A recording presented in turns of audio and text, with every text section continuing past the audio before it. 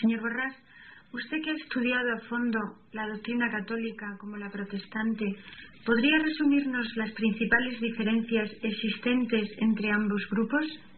Hoy en día resulta difícil saber qué es lo que creen los católicos, ya que a partir del Concilio Vaticano II son muchas las personas que, permaneciendo dentro de la Iglesia Católica, no están de acuerdo del todo con las doctrinas enseñadas por la jerarquía. Sin embargo, al querer hacer un estudio comparativo entre las enseñanzas de la Iglesia Católica y las que se dan en las iglesias evangélicas, hemos de ceñirnos necesariamente a lo que sigue siendo la doctrina oficial mantenida y proclamada por la jerarquía católica, aun siendo conscientes de que muchas personas, tanto entre los laicos como entre el clero, están en completo desacuerdo con algunas de ellas. Por lo que yo veo, usted hace una distinción clara entre los protestantes y los evangélicos. ¿Y cuál es la diferencia? En un sentido amplio, el término protestantes comprende a todos los cristianos que siguen las directrices de la Reforma iniciada en el siglo XVI por Lutero, Calvino, Zwinglio y otros reformadores. Pero dentro del campo reformado suele hacerse una nueva distinción entre protestantes como tales y evangélicos. Por protestantes suelen entenderse las iglesias reformadas que tienen una estructura jerárquica y con organización eclesiástica nacional, que suelen aceptar como doctrinas las contenidas en tal o cual credo. En general, estas iglesias son más tradicionales y más formales en su manera de celebrar el culto, con bastante énfasis en la liturgia. Por lo general, practican el bautismo infantil. Por evangélicos, en cambio, se entienden aquellos grupos de cristianos que componen iglesias locales independientes entre sí, con un sistema de gobierno democrático, sin jerarquías eclesiásticas, con autoridad sobre las congregaciones locales. En cuanto al culto, suelen ser más libres e informales, con más participación espontánea por parte de la congregación. Suelen hacer más énfasis en la experiencia personal del individuo y, por lo general, practican el bautismo de creyentes por inmersión.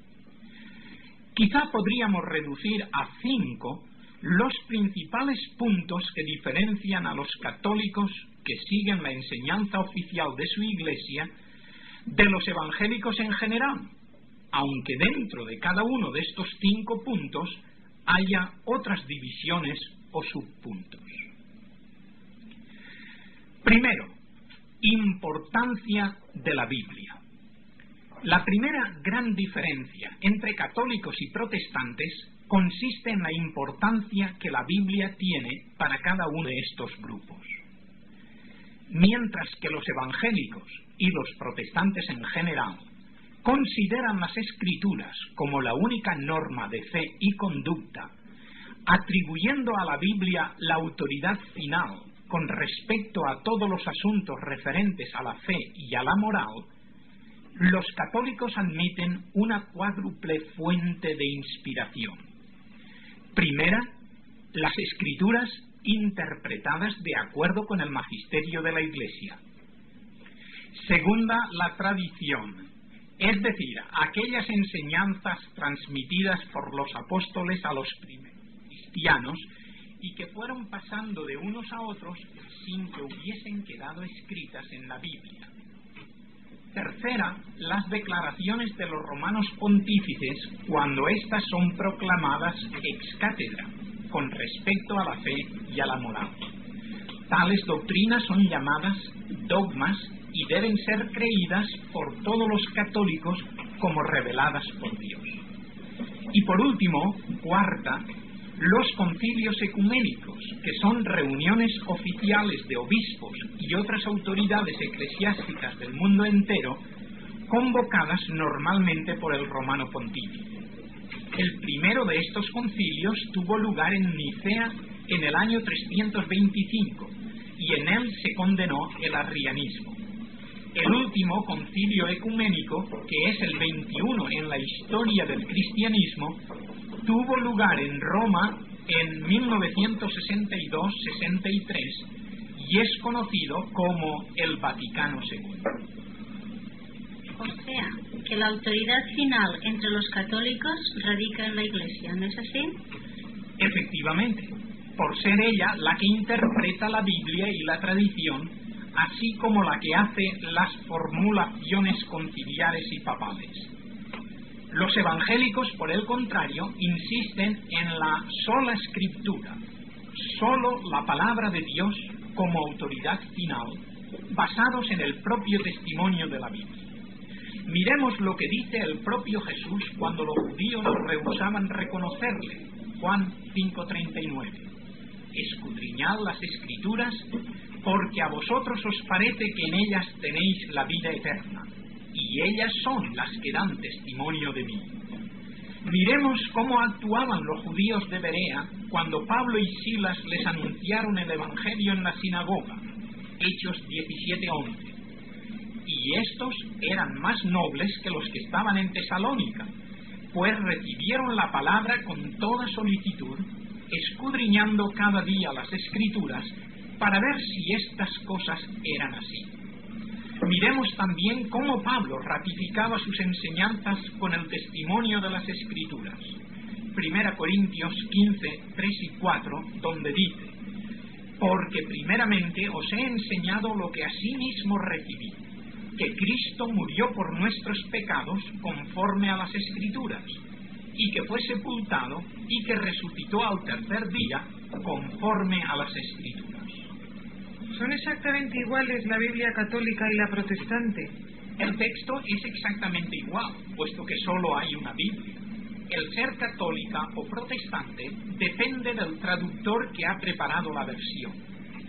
Ahora bien, hay dos diferencias importantes entre las versiones católicas y las versiones protestantes. La primera diferencia consiste en que la versión protestante contiene en el Antiguo Testamento el canon palestiniano, es decir, la lista de los libros admitidos como inspirados por los judíos de Palestina, un total de 39. Mientras que las versiones católicas contienen el canon alejandrino, o sea, la lista de los libros considerados como inspirados por los judíos que residían en Alejandría y que forman un total de 46. Es decir, que el número de libros del Antiguo Testamento en las versiones católicas supera en 7 a las de los protestantes. Estos consideran esos 7 libros y algunas otras secciones como apócrifos. ¿Y cómo sabemos cuál de las dos versiones posee los libros correctos?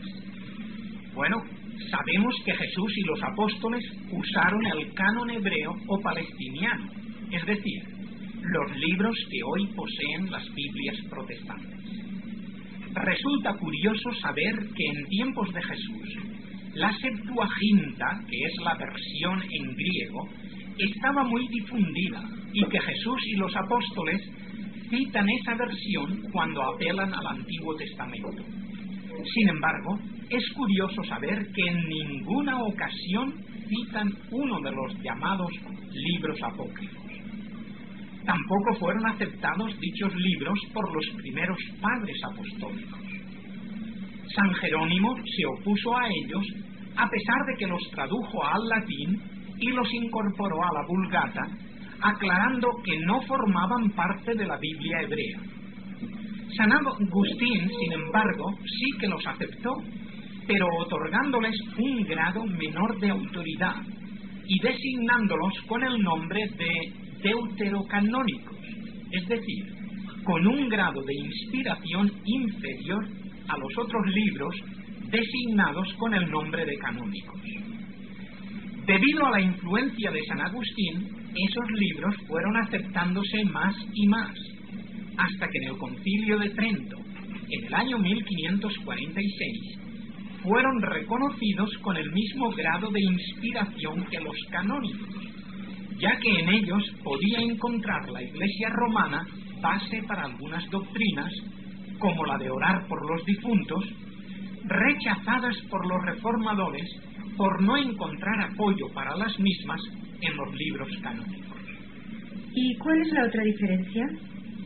La segunda diferencia consiste en que las Biblias llamadas protestantes contienen simplemente el texto bíblico, mientras que las Biblias llamadas católicas contienen, además del texto bíblico, notas aclaratorias al pie de la página explicando, según la doctrina católica, aquellos pasajes que pudieran ser confusos o que abiertamente contradijesen la enseñanza oficial católica.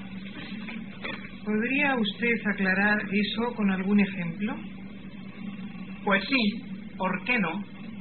En Éxodo 20, 4 y 5 se dice en el texto bíblico: no te harás imagen ni ninguna semejanza de lo que esté arriba en el cielo, ni abajo en la tierra, ni en las aguas debajo de la tierra.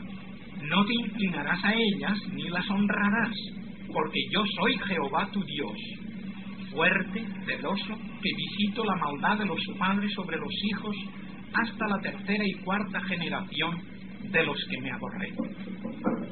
Como que el texto se opone a la práctica católica de hacer y venerar las imágenes de María y de los santos, al llegar ese pasaje, algunas versiones católicas ponen una nota aclarando que esa prohibición estaba bien para Israel, que fácilmente podía caer en la idolatría de los pueblos vecinos que adoraban a muchos dioses, pero que tal prohibición no tiene razón de ser hoy en día, porque los cristianos saben que solo hay un Dios y por lo mismo las imágenes no son adorables. Otro ejemplo sería el de Marcos 3:31 y 32, donde se menciona a los hermanos de Jesús. En algunas versiones católicas se pone una nota aclarando que, aunque se habla de hermanos de Jesús, hay que entender que eran primos o hermanastros. ¿Podría citar los nombres de esos libros apócrifos, por favor? Pues sí, los libros apócrifos son los siguientes: Tobías, Judith, Sabiduría, Eclesiástico, Baruch, Primero y Segundo Macabeos, además de 6 capítulos y 10 versículos añadidos al libro de Esther y también al segundo capítulo de Daniel. Ahora, la segunda gran diferencia, muy relacionada con la anterior, consiste en la doctrina del papado.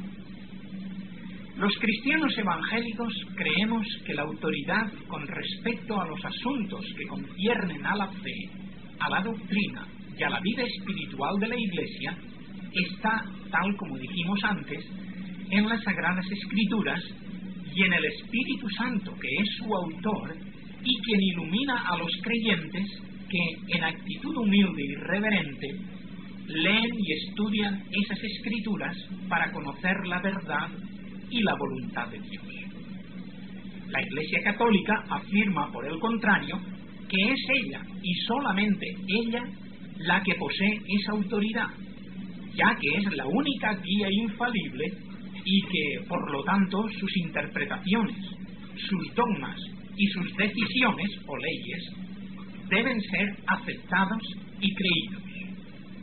Esta autoridad de la Iglesia está centralizada en la persona del romano pontífice, el cual, cuando habla ex cátedra con respecto a la fe y a la moral, es infalible desde el punto de vista católico.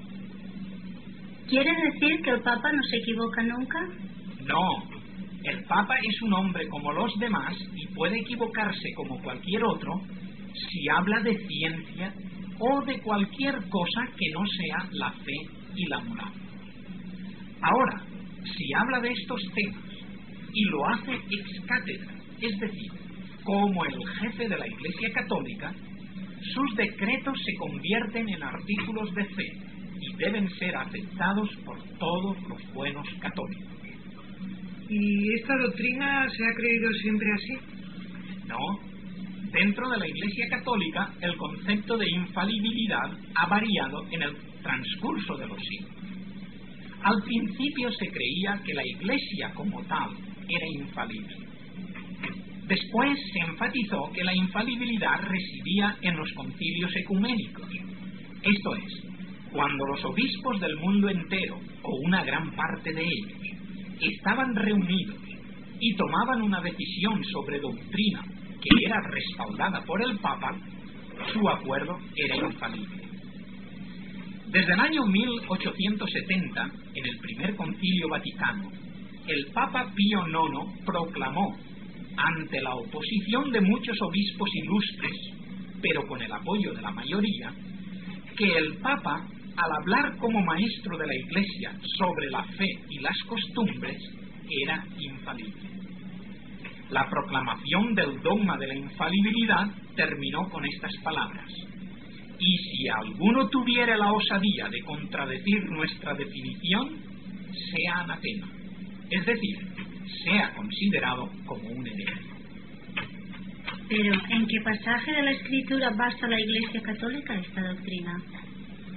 El pasaje clave en el que se quiere fundamentar tan importante doctrina es Mateo 16-18, en el que Jesús, después de que Pedro le confesase que era el Hijo de Dios, le dice: y yo te digo que tú eres Pedro, y sobre esta piedra, el original dice roca, edificaré mi iglesia, y las puertas del infierno no prevalecerán contra ella. En estas palabras de Jesús se quiere ver que Pedro fue constituido en la piedra fundamental o cimiento de la Iglesia, y que cuando él murió dejó a su sucesor, el obispo de Roma, todos los privilegios que él tenía, esto es, ser el jefe supremo de la cristiandad y vicario de Jesucristo.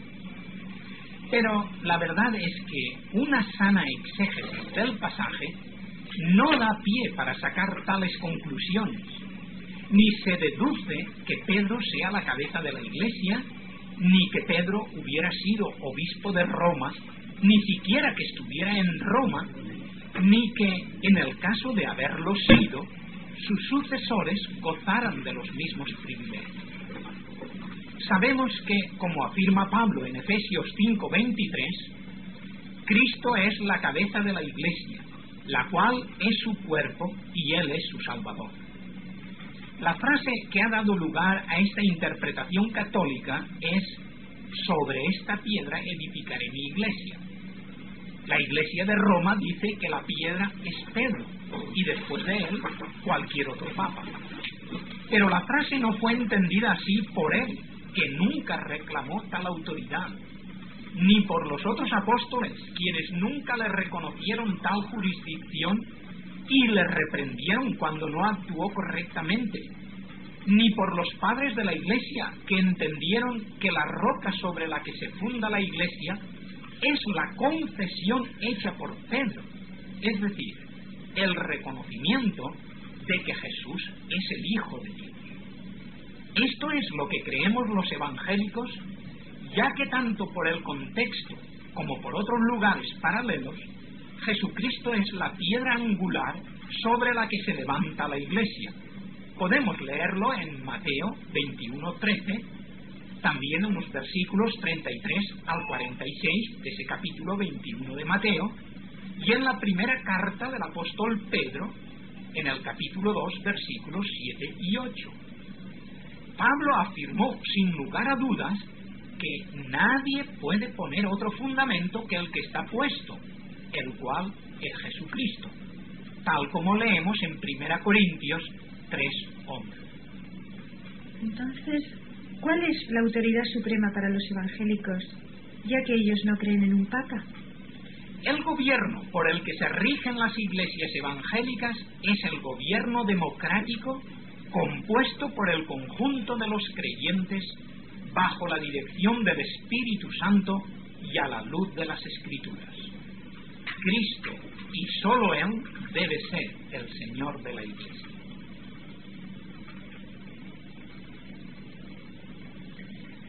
La tercera diferencia importante tiene que ver con el concepto de la salvación.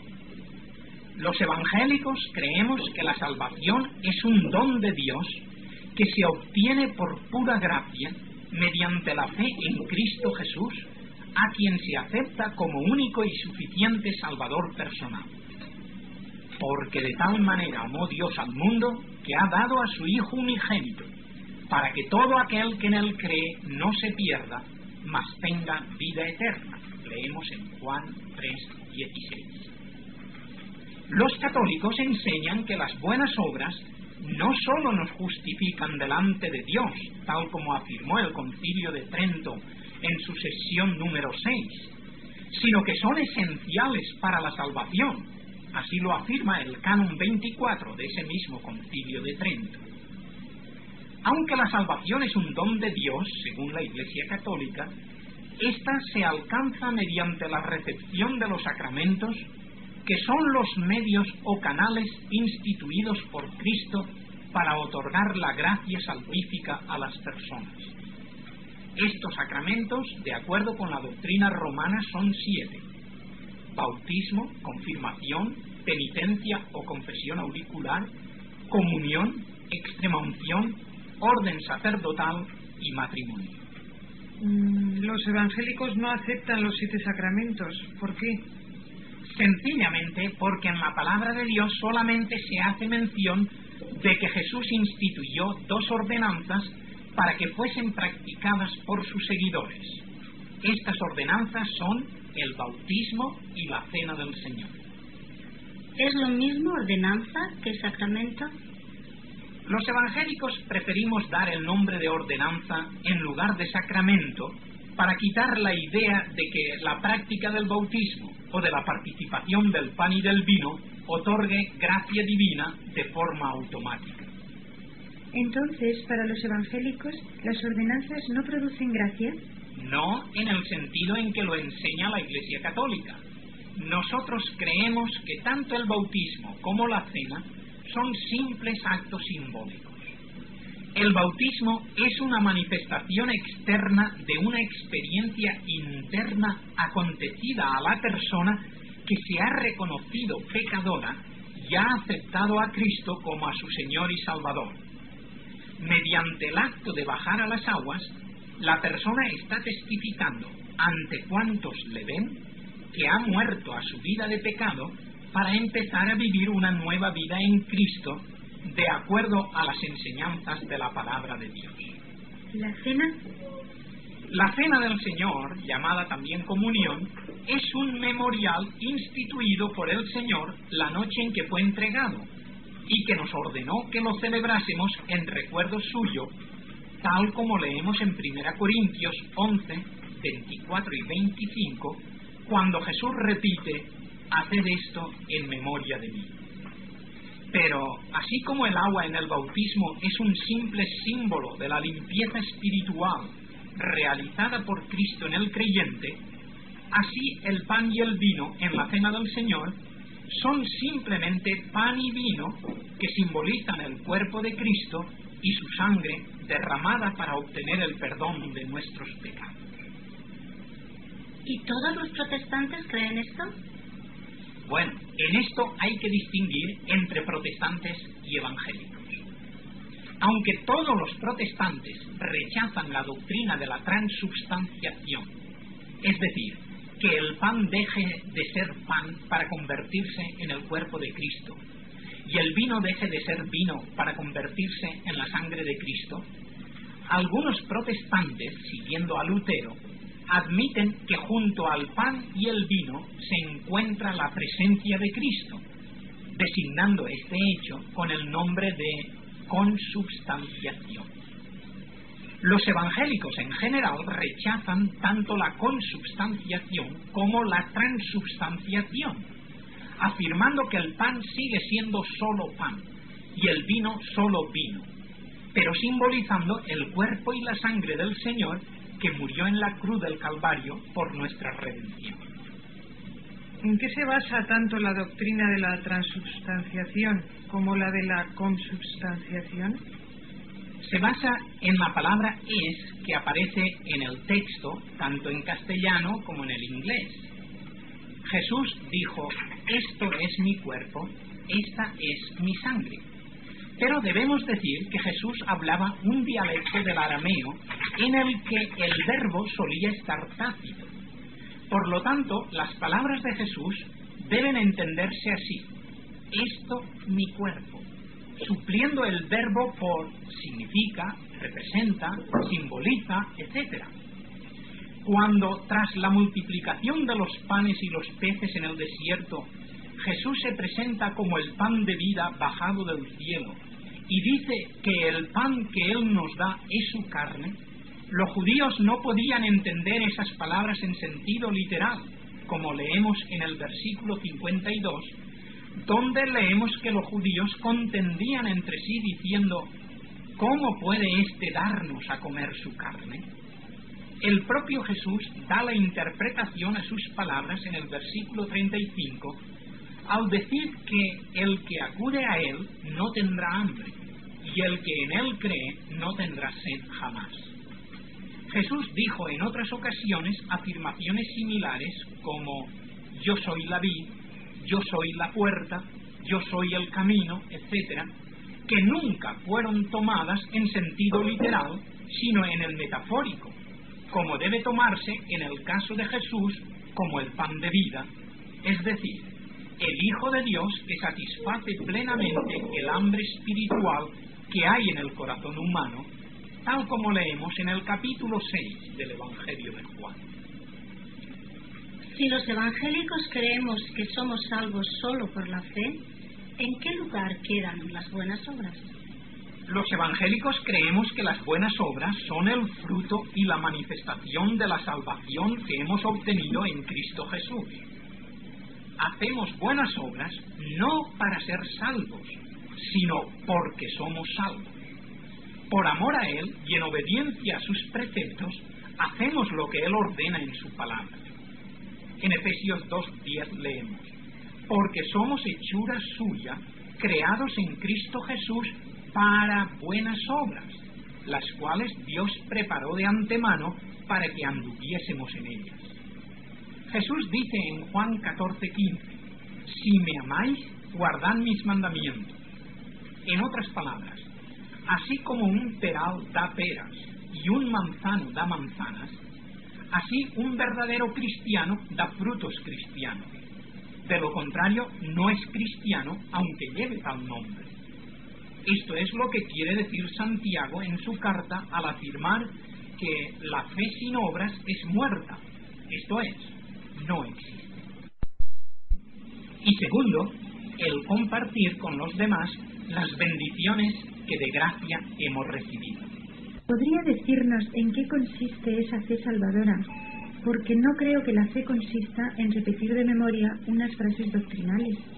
Efectivamente, tiene usted razón.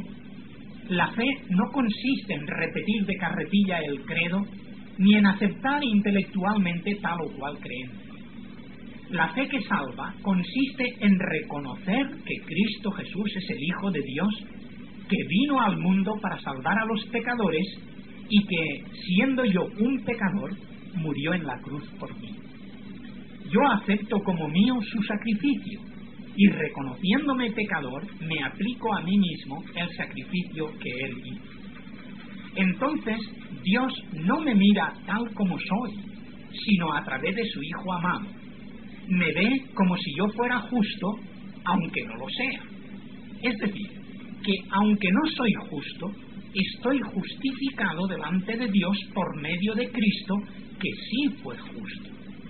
Esto es lo que Pablo afirma en Romanos 5:1 al escribir, justificados pues por la fe, tenemos paz para con Dios por medio de nuestro Señor Jesucristo. O sea, que si yo creo que soy una pecadora y que Cristo murió por mí en la cruz, ya soy salva, ¿no? Sí, con todo lo que ello implica. Es decir, que el creer verdaderamente eso que usted termina de decir, indica que usted se pone plenamente en las manos del Señor, confiando absolutamente en Él, aceptando como verdad lo que Él nos ha dicho acerca de Dios, de la vida eterna, de nosotros mismos, y obedeciendo los mandamientos que Él nos ha dado. Esto es lo que Él nos dice en Juan 15:4, cuando afirma: vosotros sois mis amigos si hiciereis las cosas que yo os mando. La cuarta idea importante que diferencia a católicos y protestantes es la idea del sacerdote. Los evangélicos creemos que cada uno de los creyentes somos un sacerdote, pudiendo acudir directamente a Dios sin necesidad de intermediarios. Esto encierra la doble faceta de, primero, acudir directa y personalmente al Señor en oración y arrepentimiento. Y segundo, el compartir con los demás las bendiciones que de gracia hemos recibido. Ante Dios todos somos iguales. Esto es lo que conocemos con la expresión el sacerdocio universal de los creyentes y que tiene su apoyo bíblico en lo que dice el apóstol San Pedro en su primera carta, capítulo 2, versículo 9, al escribir: vosotros sois linaje escogido, real sacerdocio, nación santa, pueblo adquirido por Dios, para que anunciéis las virtudes de aquel que os llamó de las tinieblas a su luz admirable. Los católicos creen en la existencia de una jerarquía que, partiendo del romano pontífice, sigue con los obispos, continúa con los sacerdotes y concluye con los fieles. Los privilegios y responsabilidades no son comunes a todos los grupos, sino que cada uno está subordinado al que le es inmediatamente superior. Existe una diferencia esencial otorgada por la ordenación entre el clero y el laicado. ¿Y los evangélicos no hacen esa misma distinción entre los pastores y los laicos? No. Un pastor, si es como debe ser, es un servidor de la grey al que la congregación ha separado para que dedique su tiempo al ministerio en sus diferentes facetas de predicación, visitación, enseñanza, exhortación, etcétera, etcétera. Es entre los miembros de la iglesia local primus inter pares, es decir, el primero entre iguales. Su autoridad es de servicio, y si no cumple fielmente, se le quita la confianza que en él se depositó y se busca a otro para que haga sus veces. ¿Se ordenan los pastores evangélicos o no? En algunos sitios sí y en otros no. Pero incluso donde se practica la ordenación, esta no tiene el significado sacramental que le da la Iglesia Católica.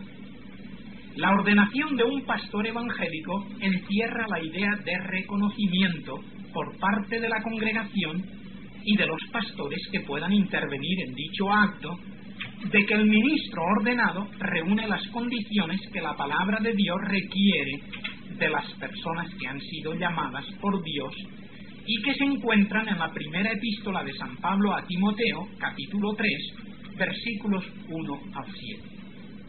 Dice así: palabra fiel. Si alguno anhela obispado, buena obra desea. Pero es necesario que el obispo sea irreprensible, marido de una sola mujer, sobrio, prudente, decoroso, hospedador, apto para enseñar, no dado al vino, no pendenciero, no codicioso de ganancias deshonestas, sino amable, apacible, no avaro, que gobierne bien su casa, que tenga a sus hijos en sujeción con toda honestidad. Pues el que no sabe gobernar su propia casa, ¿cómo cuidará de la iglesia de Dios? No un neófito, no sea que envaneciéndose caiga en la condenación del diablo. También es necesario que tenga buen testimonio de los de afuera, para que no caiga en descrédito y en lazo del diablo. Yo quisiera que me aclarase dos puntos con respecto a este tema del sacerdocio bajo el punto de vista evangélico. El primero es sobre la confesión. ¿Se confiesan los evangélicos o no? El segundo punto es el del matrimonio de los ministros evangélicos en contraste con el celibato de los sacerdotes. ¿Podría usted explicarnos un poco estos dos puntos? Pues sí, pero vayamos por partes. En cuanto a la confesión, he de decir que no creemos en la confesión auricular por no encontrar base para ella en la Biblia. Ni San Pedro ni los demás apóstoles la predicaron ni la practicaron. Cuando el carcelero de Filipos preguntó ¿qué es menester que yo haga para ser salvo?, la respuesta no fue confiésame tus pecados y serás salvo, sino cree en el Señor Jesucristo y serás salvo.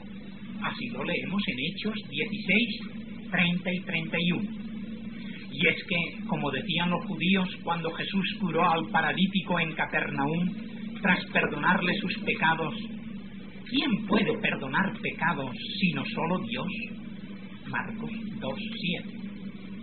Ahora bien, los evangélicos sí confesamos nuestros pecados al Señor, cosa que hacemos en ocasiones públicamente y frecuentemente en privado. La palabra de Dios dice en 1 de Juan 1:9: si confesamos nuestros pecados, Él, se refiere a Jesucristo, Él es fiel para perdonar nuestros pecados y limpiarnos de toda maldad. Ahora bien, ¿qué significa confesar? Confesar significa reconocer. El reo que confiesa ser un asesino o ladrón está reconociendo que él mató o robó tal y como se le acusa. El confesar nuestros pecados ante Dios es reconocer delante de Dios nuestras faltas y transgresiones, y esto es lo único necesario para obtener el perdón de nuestros pecados. Esto es lo que hacía el salmista cuando dice a Dios en oración: mi pecado te declaré y no encubrí mi iniquidad. Confesaré mis transgresiones a Jehová, y tú perdonaste la maldad de mi pecado. Así lo leemos en el Salmo 32, versículo 5. Esto es lo que nos dice el apóstol San Juan en su primera carta, capítulo 2, versículo 1, cuando nos aconseja: hijitos míos, estas cosas os escribo para que no pequéis. Y si alguno hubiere pecado, abogado tenemos para con el Padre, a Jesucristo el justo. Para concluir, le diré que la confesión auricular no fue declarada como artículo de fe hasta el año 1215. En cuanto a su segunda pregunta, esto es, sobre el matrimonio de los ministros evangélicos, en contraste con el celibato de los sacerdotes católicos, le daré 3 razones para apoyar la práctica evangélica. La primera razón es bíblica, la segunda histórica y la tercera ética. Como razón bíblica le diré que no creemos que los ministros del Señor deban estar sujetos a un celibato obligatorio y forzoso, cuando la Escritura enseña en Hebreos 13:4 que el matrimonio es honroso en todo. Y cuando el apóstol San Pablo dice en su primera carta a Timoteo 3, 2 al 5, es necesario que el obispo sea irreprensible, marido de una sola mujer, que gobierne bien su casa, que tenga a sus hijos en sujeción con toda honestidad, pues el que no sabe gobernar su propia casa, ¿cómo cuidará de la Iglesia de Dios? Como razón histórica le diré que cualquier persona conocedora de la historia del cristianismo sabe que los sacerdotes católicos estuvieron facultados para casarse hasta finales del siglo XI, concretamente hasta el año 1079, y que en la Iglesia greco-ortodoxa se siguen casando hasta en nuestros días.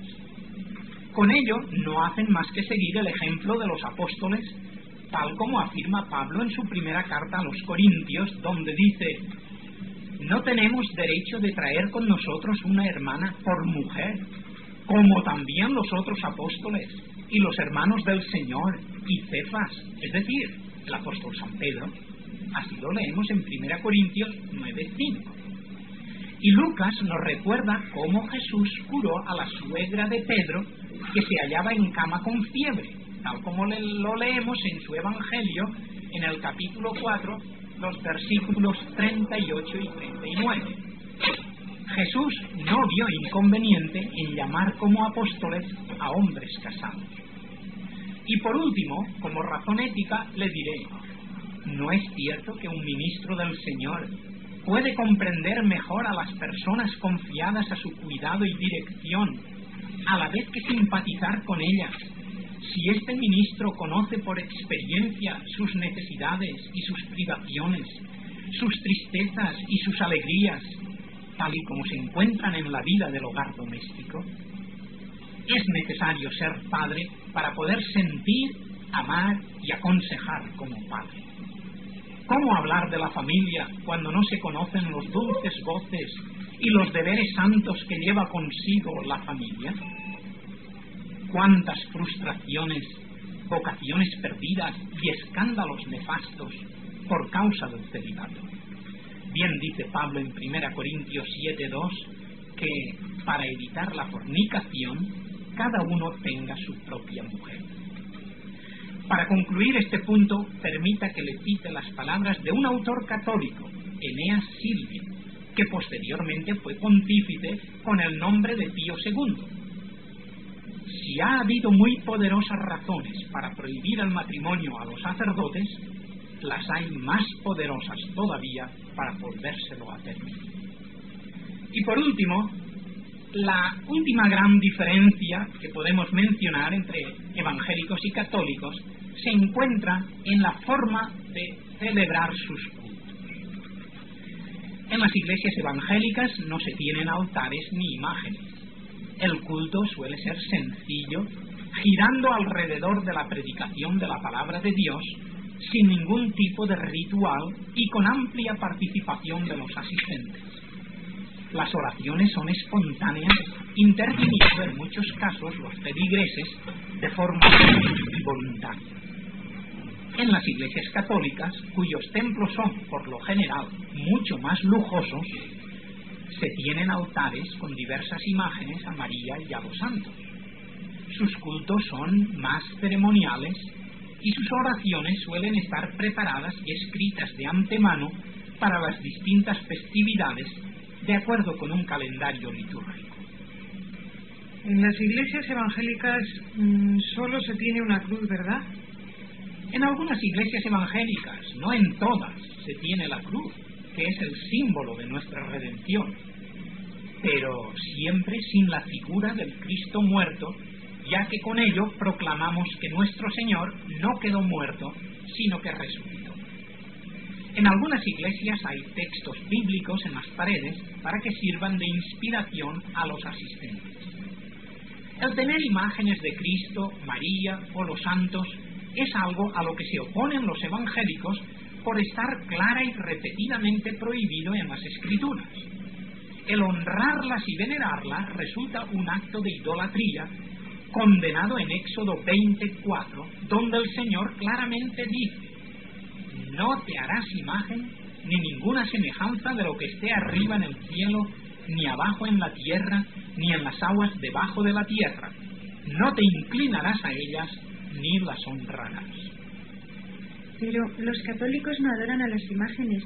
Para ellos son solo libros abiertos que les enseñan que se puede vivir santamente en el mundo. ¿No es así? Teóricamente así es. En la práctica no siempre es así. Teológicamente hablando, la Iglesia Católica distingue tres tipos de culto. Primero, el de latría, o culto de adoración, que se reserva exclusivamente a Dios. Segundo, el de dulía, o culto de veneración, dedicado a los santos, que son los siervos de Dios. Y tercero, el de hiperdulía, que significa más que dulía, que es el culto dedicado a María, considerada como Madre de Dios. Este culto ocupa un lugar más alto que el de dulía, pero menos que el de latría. Sin embargo, la gente sencilla no distingue las diferencias entre los diversos tipos de culto y se arrodilla ante las imágenes, encendiéndoles cirios y pidiéndoles favores. Esto es pura idolatría. Naturalmente, los sacerdotes y las personas instruidas de la Iglesia Católica no cometen tales errores. pero tampoco enseñan con claridad a la gente sencilla que tales prácticas son opuestas a la palabra de Dios. Yo les recomiendo que lean cuidadosamente lo que el profeta Isaías dice en el capítulo 44, los versículos 9 al 20. Me gustaría que nos hablase un poco sobre el concepto que los evangélicos tienen de María, la Madre del Señor Jesucristo. Pues sí, este es uno de los puntos importantes que suele tratarse en el diálogo entre protestantes y católicos. Precisamente debido a la gran importancia de este asunto, ya que no podemos resumirlo en pocas palabras, he preparado otra cinta completa sobre el particular, ya que son muchas las personas que desean saber qué es lo que los evangélicos creemos sobre María.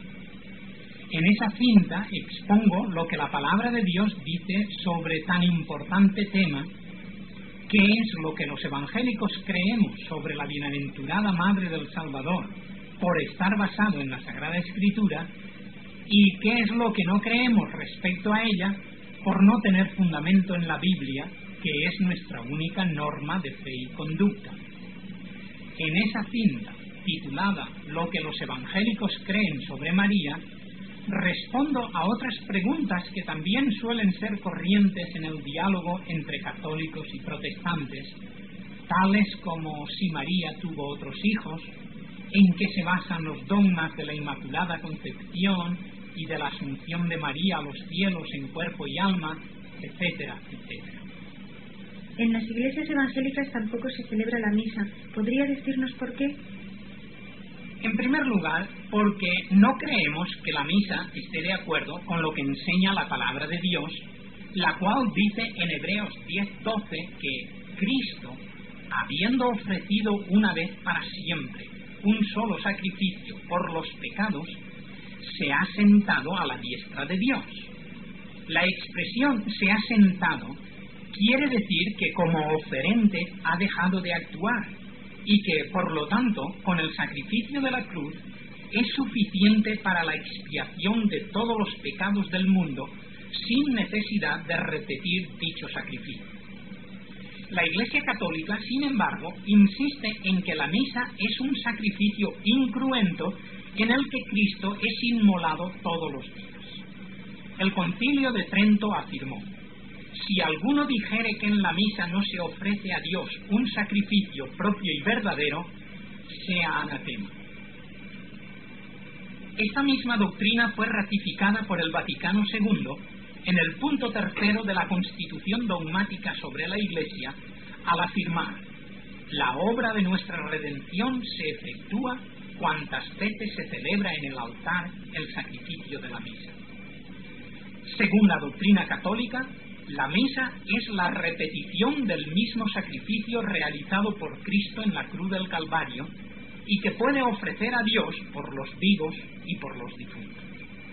¿Quiere decir que los católicos enseñan que la misa es el mismo sacrificio de la cruz? Eso es. Mire lo que dice el catecismo del padre Ripalda, ampliamente difundido entre los católicos. ¿Es la misa un sacrificio diferente del de la crucifixión? Y responde: no, porque el mismo Cristo, que una vez se ofreció a sí mismo en sacrificio cruento a su eterno Padre sobre la cruz, continúa ofreciéndose en sacrificio incruento por las manos de un sacerdote sobre el altar. Los evangélicos creemos, porque así lo dice la Sagrada Escritura, que Cristo fue ofrecido una sola vez y una vez por todos, y no necesita que los sacerdotes repitan ese sacrificio diariamente. ¿Podría decirme en qué parte de la Escritura se afirma eso? Pues sí, en la Epístola a los Hebreos, donde el autor compara a Cristo con los sacerdotes antiguos y la eficiencia del sacrificio de Cristo, que no necesita repetirse, con los sacrificios antiguos que tenían que repetirse diariamente. Leamos lo que dice esta carta en el capítulo 7, versículos 26 y 27, donde, hablando de Cristo, afirma: porque tal sumo sacerdote nos convenía, santo, inocente, sin mancha, apartado de los pecadores y hecho más sublime que los cielos, que no tiene necesidad cada día, como aquellos sumos sacerdotes, de ofrecer primero sacrificios por sus propios pecados y luego por los del pueblo, porque esto lo hizo una vez para siempre, ofreciéndose a sí mismo.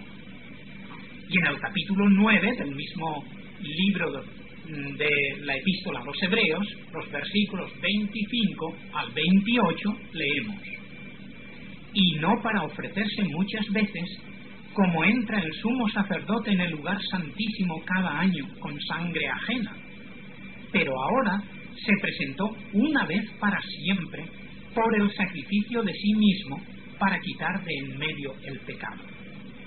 Y de la manera que está establecido para los hombres que mueran una sola vez y después de esto el juicio, así también Cristo fue ofrecido una sola vez para llevar los pecados del mundo. No creyendo en la misa como sacrificio incruento que pueda ser aplicado a los difuntos, se comprende que tampoco los evangélicos crean en el purgatorio. ¿Podría explicarnos qué es eso del purgatorio y el por qué los evangélicos no creen en él? Sí, el purgatorio, dice el catecismo del padre Ripalda, que mencioné anteriormente, es un lugar de sufrimiento a donde los justos van después de la muerte a fin de purgar sus pecados veniales, los cuales allí satisfacen y luego van al cielo. Esto dice el catecismo. En cuanto al por qué los evangélicos no creemos en tal doctrina, le diré que porque de ella no hablan las Escrituras.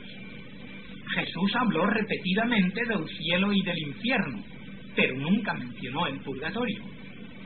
En la parábola del Lázaro y el hombre rico que se encuentra en Lucas 17, se lee que al morir, el pobre fue llevado por los ángeles al cielo, mientras que el rico fue llevado al infierno.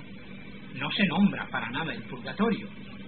Es imposible que si existiese tal lugar purificador, la Biblia no hablase nunca de él. Sin embargo, hay muchos pasajes en los que se nos dice la única manera por la que los hombres son purificados por medio de nuestro Señor Jesucristo. Escuchemos lo que enseña el apóstol Pablo. Ahora, pues, ninguna condenación hay para los que están en Cristo Jesús. Romanos 8:1. Leamos lo que nos dice el apóstol Juan, que en su primera carta, capítulo 1, versículo 7, dice: la sangre de Jesucristo nos limpia de todo pecado. No es que nos limpia de los pecados grandes y no de los pequeños, que se han de purgar en un lugar de tormento, no. Nos limpia de todo pecado. Y ese todo incluye tanto a los mortales como a los veniales, que no es más que una división creada por los hombres. En 1 Juan 1:9 leemos: si confesamos nuestros pecados, y confesar, como hemos dicho antes, quiere decir reconocer, Él es fiel y justo para perdonar nuestros pecados y limpiarnos de toda maldad. También el autor de la carta a los Hebreos nos dice que Cristo, habiendo efectuado la purificación de nuestros pecados por medio de sí mismo, se sentó a la diestra de la majestad en las alturas. Capítulo 1, versículo 3. Si Cristo ha efectuado ya la purificación de nuestros pecados, ¿qué otra purificación necesitamos? O sea, como consecuencia de toda esta doctrina, los evangélicos no oran por los muertos, ni aceptan la doctrina de las indulgencias, etc. Así es. La palabra de Dios afirma que después de la muerte viene el juicio. Hebreos 9:27. No podemos creer en oraciones que tienen por objeto sacar a las almas de un lugar que no existe. El destino eterno se decide irrevocablemente en este mundo. Por eso decía Salomón en el libro del Eclesiastés: todo lo que te viniere a la mano para hacer, hazlo según tus fuerzas, porque en el sepulcro a donde tú vas no hay obra, ni justicia, ni ciencia, ni sabiduría. Del lado que caiga el árbol, de aquel permanecerá. Esto lo leemos en el capítulo 9, versículos 10 y también en el capítulo 11, versículo 3. Creemos que las oraciones aprovechan mucho a los vivos quienes tienen oportunidad de arrepentirse y acudir a Cristo, pero no a los muertos que ya han comparecido ante el tribunal de Dios. Bien, señor Borrás, queríamos que nos diera un resumen de las principales diferencias entre evangélicos y católicos, pero más que un resumen nos ha dado una conferencia teológica. Vemos que es difícil resumir en pocas palabras tantas diferencias como hay, pues son diferencias importantes y que pertenecen a la esencia de la fe. Muchas gracias por el tiempo que han empleado con nosotros. Gracias a vosotras por la oportunidad que me habéis dado de compartir con vosotras y con cuantos puedan escuchar esta charla estas diferencias que, como habéis visto y habéis dicho, podemos distinguir con claridad, pues atañen a la esencia de la fe cristiana. Efectivamente, resulta difícil explicar todas estas diferencias en pocas palabras. Podría hacerlo, sin embargo, haciendo mía la frase